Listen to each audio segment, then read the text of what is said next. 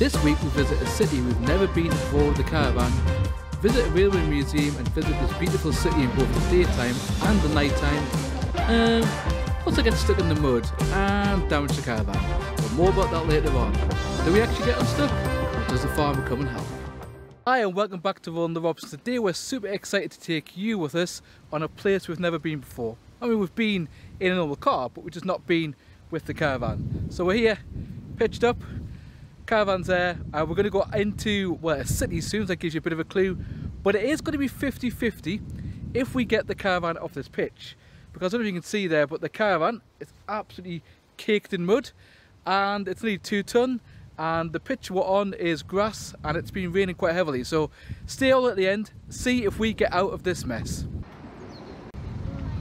So we've came into Yorkville Museum. It's quite big here. It is completely free, but obviously you should give a donation. We're going to have a look around here as our first point of call. So we're actually in York itself, which was conquered by the Vikings and then named Yorvik, and we'll give you some other fun facts a little bit later on. Let's have a look around the Yorkville Museum. Really good. Not sure the girls think it's going to be the best, but I think it's a min.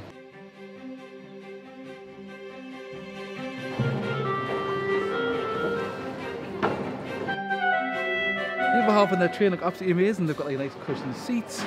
Big a nice van conversion, isn't it? This big train carriage instead.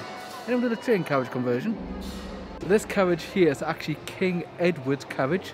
It's obviously used by different people, and King Edward himself decided to make it based on the yacht, the Royal Britannia yacht that's now up in Edinburgh. But it is amazing, the kind of craftsmanship and the amount of work on it is really staggering. Let's have a look inside. So the carriage right next to me is Queen Mary's carriage. Again, very fancy, she inherited that from her mother. This carriage here, it's a travelling post office. You actually travel on the rails, and you could use it as a mobile post office when it stops at the stations. How great is that? Really good idea.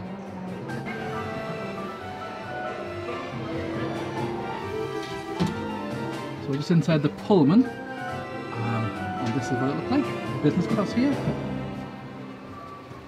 Cheeky child there. And what's in there? Toilet. Ooh.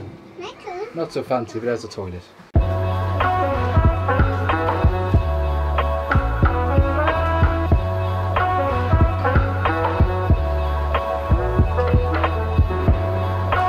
Now we're just on the Japanese bullet train. I can't really pronounce, but I'll put below what the Japanese call it as well. Kind of interesting, it's got 5 kind of seats all the way across rather than just the standard 4. At the Railway Museum there is also a great model railway for the children to stand and watch, and lots of other children there, including ours, enjoying watching a train just go through the tunnels.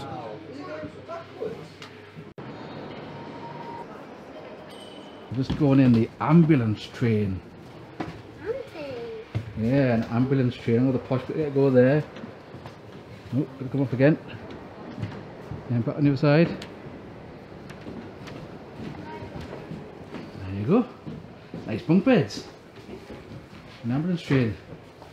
Obviously only if you're very unwell, but you're gonna go on the bunk bed, sleep there at night, Olivia. You're going to go on the top one, right? Fall. So while you're here, there's even a train you can go underneath. Let's go under the train and see what we can see. It's big in here. It's big. Wow, look under the train. Now we can see what's under a train. Yeah, you can see what's under the train.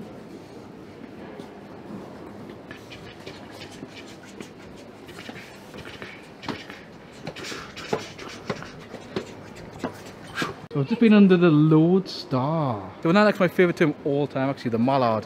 Now I do like the Scotsman, for some reason there's something about the mallard. I remember my dad taking me when I was young to go and have a look at it. Look at it, majestic, isn't it? Absolutely beautiful. Have a look inside the cab. Fact about the majestic mallard, that it holds the world record for steam train to 126 miles an hour, built in 1938 down at Doncaster, but it's just a thing to behold, this. Magical. So while we were in York itself, we paid for the car park, which was £10 for the whole day. We decided to make use of that by going into York itself over a stunningly gorgeous bridge and just seeing the night time and the amount of different lights. The girls found this really interesting to have a look at all the different things. It was still kind of slightly magic-y and Christmassy, and it just showed a different aspect of York on night time as opposed to just the daytime. So just came into York itself on the night time, have a bit of a wander around to see what it's like. Still a few Christmas decorations that we can see, and then the girls are thinking about what they're going to buy when they come to the shops tomorrow. So they've got some Christmas money they're going to probably blow at tomorrow, and we'll see what they do. Let's have a look around York at night time.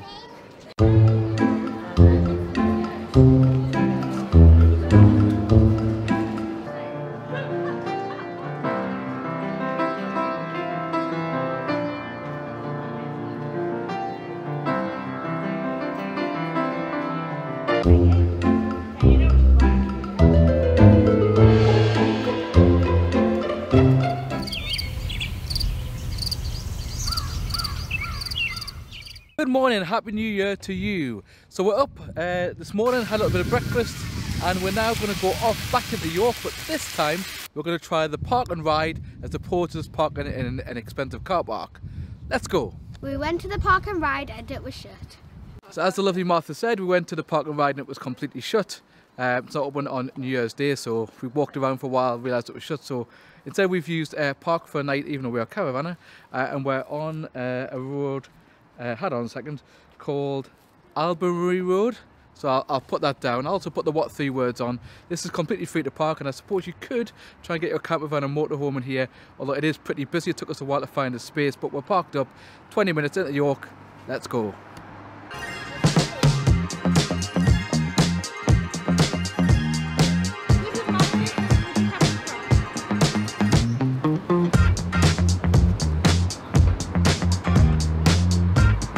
So we're back at York today. York was founded by the Romans in 74 AD, and we're next to Micklegate Bar.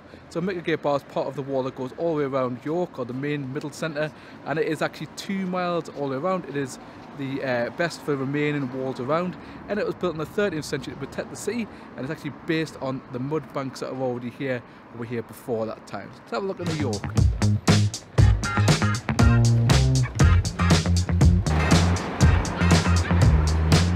Walking over the bridge into York itself, and the river that comes through York is called the Ouse, and it's got a bit of a reputation because it likes to flood, and it looks like it's flooded a little bit over here. You can see there, but the Ouse is pretty full, and just over there you can see it's starting to flood where you would normally get on like the boats and things, but yeah, apparently the level was 3 o'clock. There you go, Geese Road now. Let's continue on.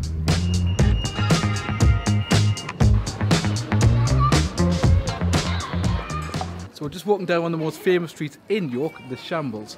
Now if you feel that this video isn't a shambles, then smash the like button to let us know that you appreciate what we're doing.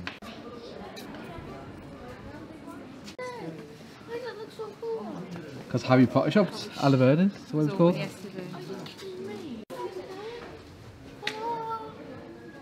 Oh, that's the frog that's upside down. No. You're disappointed. Lisa's a bit disappointed because the shop she wanted to come in shut. Not home till tomorrow, and we're going home tomorrow. You see on the Shambles here, one of the reasons it's famous is how close the houses were. The kind of more touching there. You can leave from one side to the other.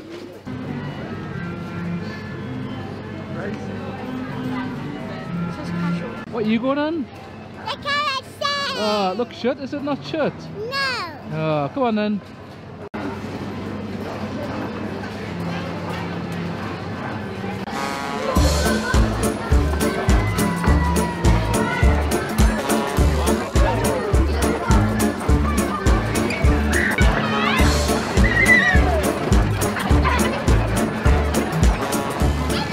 So we just had dinner at fish and chip shop, and now we found this place here, the amazing donuts. So we're going to get 4 big amazing donuts, and that'll fill us the rest of the day. What you got? Donuts! Donuts. Oh, donut. Oh, donut.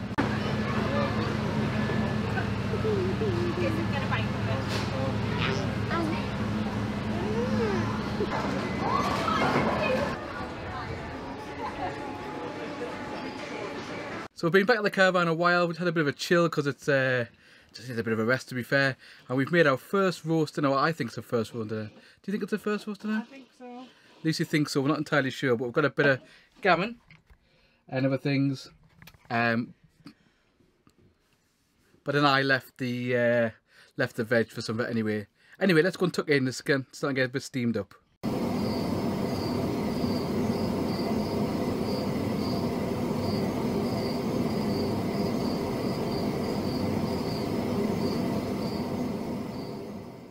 Good morning to you. So we had a good night's sleep here, but unfortunately it lashed it down again.